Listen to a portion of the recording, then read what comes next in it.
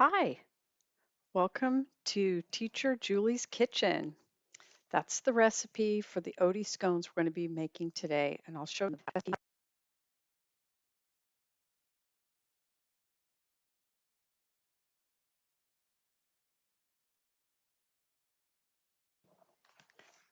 To prepare the oats, I use rolled oats, any old rolled oats. They can be old-fashioned, they can be quick cooking, it doesn't matter. Measure those with a scoopy into my handy-dandy blender cup. And this is a quick and easy way to do this job. You can use any kind of food processor or blender. So it's 2¼ cups. This might be a little heavy. Won't hurt a thing. I'm not super careful with measuring. Usually I just use scoopies. So 2½ scoopies. And I'm going to go put this on my blender after it's blended into flour. It'll take a few minutes of pulsing.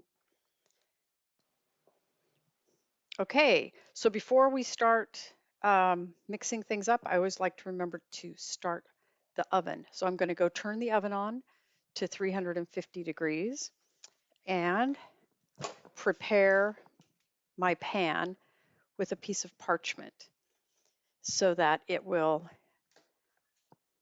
not stick, because that's kind of an old pan, but it's not a super sticky recipe. You don't need the parchment, so don't let that stop you. If you don't have parchment and you have a nice cookie sheet pan, go for it.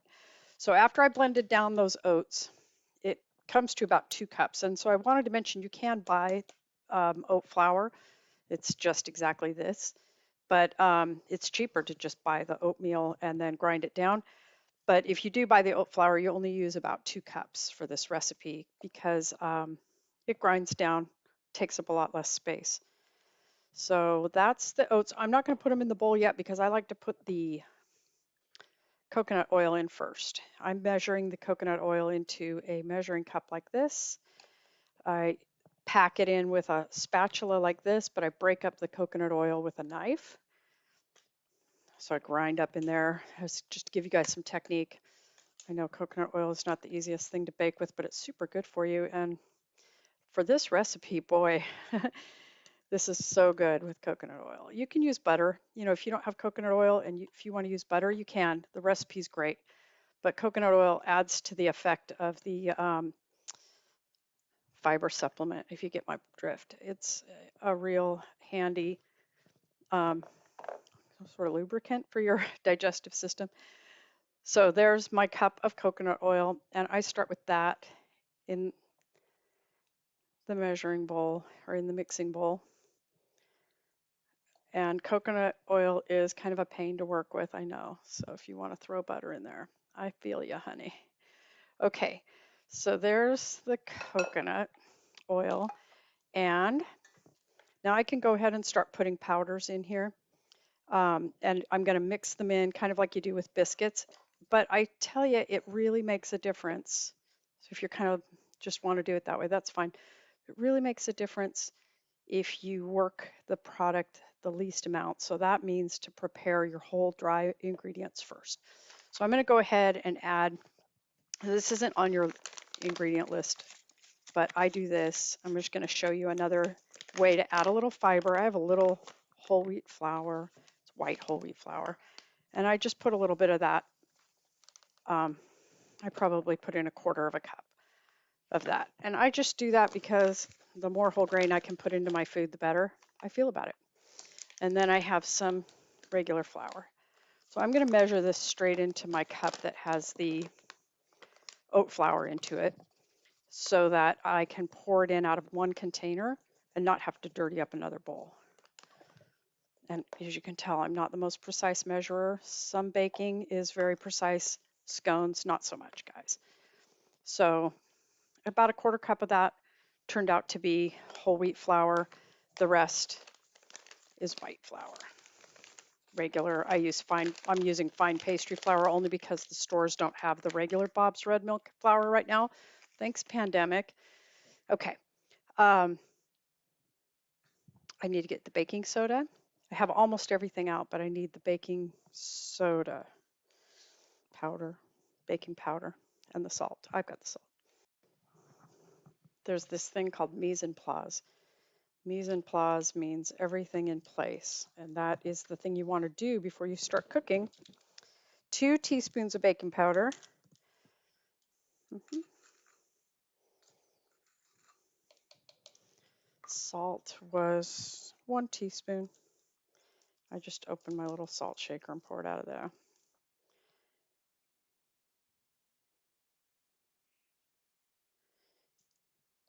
I use pink salt, you guys. Okay, and I'm going to go ahead and put the poppy seeds in this part too, just to get them mixed in. It's really kind of hard to mix them in later. So it's a tablespoon of poppy seeds. And I'm just indiscriminately mixing these things all in my blender, and only just because it's a way to save dishes. Lazy about washing dishes. So if I mix it all in here, I happen to know it just fits or almost fits. Then I put that in the the coconut oil. There we go. See, isn't that great? It fits in there. Okay, this is my tool of choice for this job. I'm going to turn you where you can see the mixing bowl. Okay, the trick to not having to mix it too much is to put about half of all the flours in and start cutting through it with the blade. If you've got a dough blade, metal dough blade that'll fit in your bowl, that's a great thing to use on this. Even if it's the silicone version, or I don't know if it's that hardened plastic stuff, those bench scraper knives do a really good job on this. If you have one that you use for making biscuits, this is another job for those. But otherwise, you can use a knife to do this job. You can use a fork to do this job. You do not have to have fancy tools, but I will tell you that this particular tool does the job really well. Okay, so this is boring. So I'm going to put the rest in about now, and I'm going to work it in, and then I'll come back and show you the next part because this is boring. This is boring. You just keep doing this for another 5 minutes or 3 minutes, maybe only 2. Okay, so when it's finished being mixed at this stage, it should look crumbly. It's okay to have things a little bit bigger than a pea floating around in there, but most of the clumps should be about the size of a pea or smaller. And you can see it's kind of uniformly oily looking. And if you use butter, it's exactly the same texture. So don't worry about that part of it. Now my lemon has seen better days. I'm going to try and get a little zest off it. The fresher your lemons, the better your zest will be. So I don't think I'm going to get too much off this one. It's pandemic lemon. I use a little grater for this, and I just do it right over the bowl at this stage. It'll get it mixed in really well, and even just a little bit of zest will go a long way to brightening the lemon flavor for this. Now the liquid calls for a half cup of milk or milk substitute.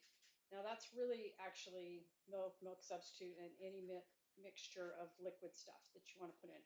I have made scones when I didn't have milk substitute with juices. They're a little sticky, turn out different, but they're not bad. So I encourage you to, experiment with amounts of fruit juice. The one that was the most interesting I ever tried was I tried putting some prune juice in one. Weird. But it was good. Everything's good. Figs are really good in it. I mean, a lot of people don't like figs, but oh my God, figs are really good in scones. So are dates. Um, oh. Now the next part, I have a half cup measuring cup here, and it's going to be lemon juice plus milk to make it a sort of buttermilk, but with like a good amount of lemon flavor. And I just use a little strainer and squeeze. I've got a fancy lemon juicer thing, but I find my hand does a good job of it. And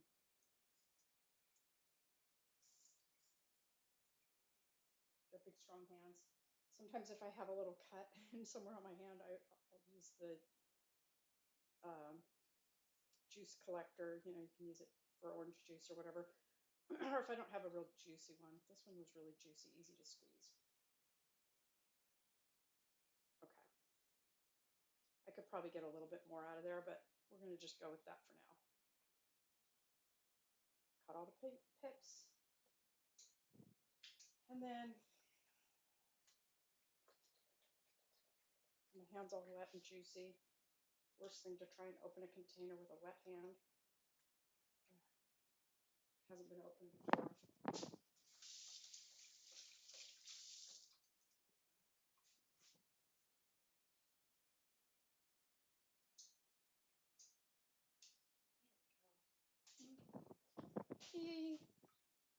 I could have opened that before I tried filming. So this basically makes buttermilk, which I always think adds a sort of textural thing. So if I have lemon and milk, I just do it this way. Orange too. Now, I usually put this in just a little bit at a time and try to mix it slowly in.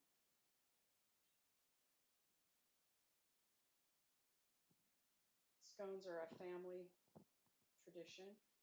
I have memories from going to a tea house and having scones and tea with my grandma when I was 4 and 5, when I was just old enough to act like a little grown-up person in public. And I really treasure those memories now. I learned things like to stick my pinky out with the tea, and the kids' tea was, I think it was Kool-Aid, honestly. It wasn't even warm, and it was fruity. But the scones are something I remember. Okay, so you just want to get this dough to where it starts to clump into one. You don't have any more powder, right? And it's clumpy. It does not have to be mixed perfectly, like I was saying earlier. To mix less is best. And if you're really feeling like, oh, it's too dry and I can't get that last little bit of fluid, just add a little bit more of something, juice. I might try to squeeze a little more out of these lemons. Yeah. The desperation. The last little bit of lemon. Oh, it smells so good. Yeah, and that helps it come together.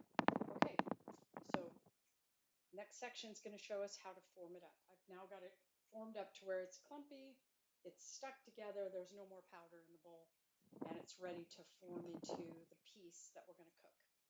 So, okay, so I got my cutting board here now. I've got a nice, this is the size I use, 12 by 24 maybe.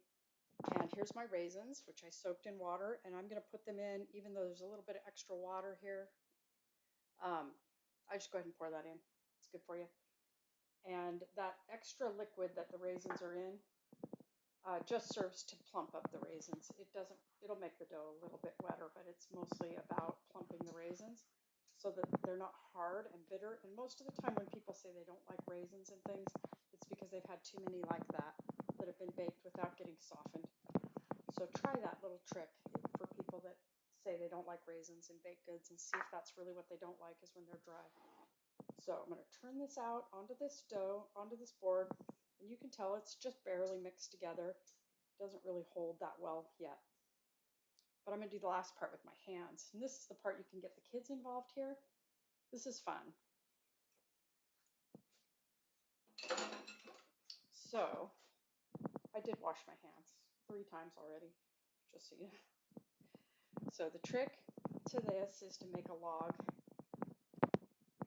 that's about, I think it's 2 inches in this dimension, and not too thick. So it doesn't matter too much how wide you get it. What it matters is you don't want it to be too thick.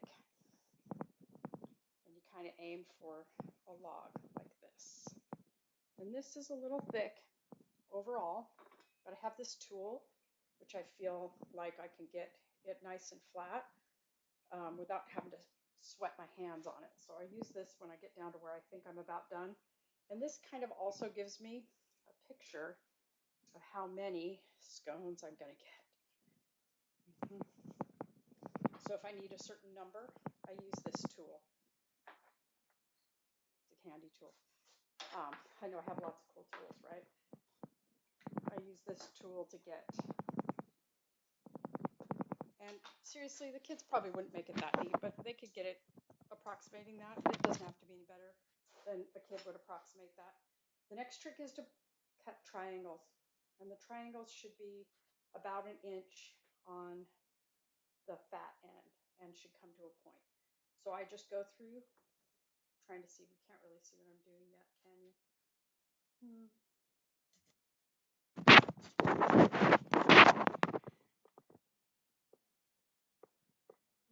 Can't really see. But you can see after I've made the cut what it looks like. That one was kind of big because I wasn't watching very carefully, but I'm going to make it about 1 inch on this end. Okay, I have to put that down to use both hands now, but hopefully I'll show you again after I get done. You can do it so quick, see? Ba-ding, ba-ding, ba-ding. Did you hear the oven say, I'm ready, I'm ready? Okay, time to roll. Now let's see, how many did I get? 1, 2, 3, 4, 5, 6, 7, 8, 9, 10, 11, 12, 13. Little weird one at the end. But yeah, this batch makes usually 12. Oops. I should wash my hands, actually. I have to wash my hands. I'll be right with you. I got my paper, but I gotta wash my hands. Okay, now we're set up with, here's my pan. And this little addition I did not mention. This is sparkling sugar. I'm going to put a little bit of this on the very top. You can just use brown sugar, or you can use turbinado sugar if you've ever heard of that. There's a bunch of different kinds of finishing sugars that you can buy, colored sugars. Just adds a touch of sweetness.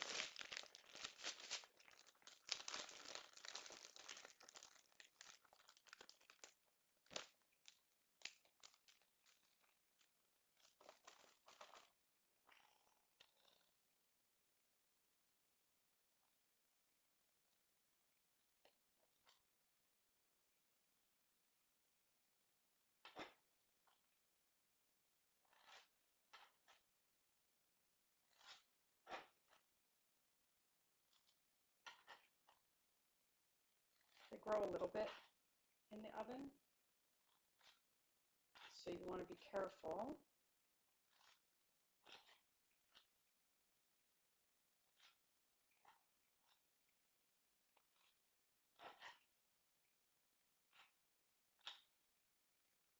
To give them just a little space to grow. I'll put the little things in kind of in the middle.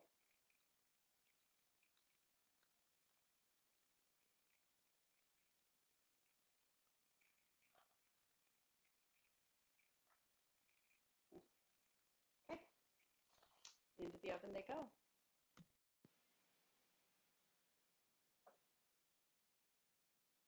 I wanted to make sure that I mentioned exactly when to put the dried fruit in, which is to put it in when you're mixing the very last bit of the dough up.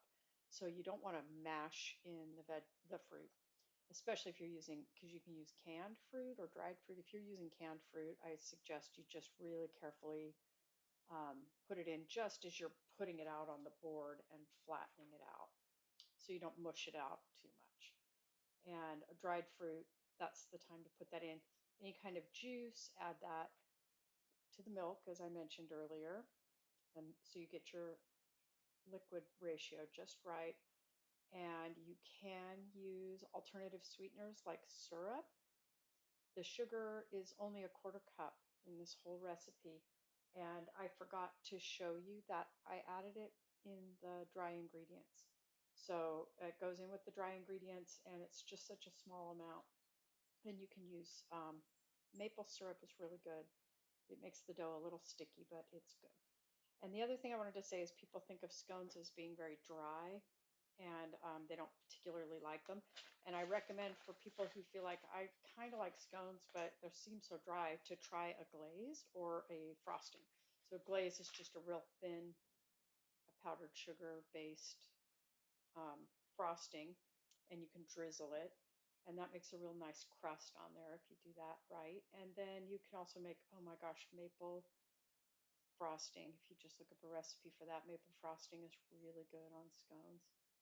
I make that sometimes, and I use that maple flavoring in a basically a little bit thicker of a recipe frosting.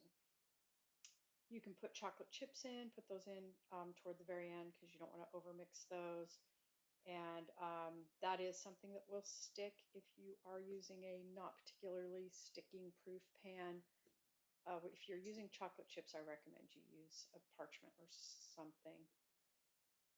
So I have a list of ingredients hopefully attached to this that you can add at will to this recipe and enjoy. And I'll be pulling them out. We have 3 minutes still to wait, but they're starting to look really good. They're not quite browning. They smell delicious, and they'll be out soon. They're ready.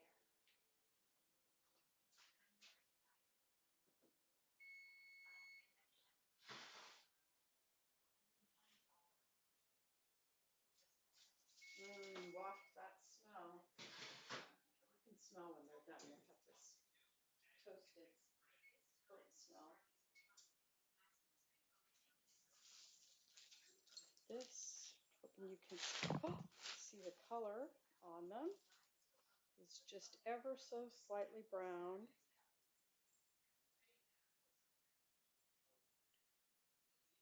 This should be just perfect.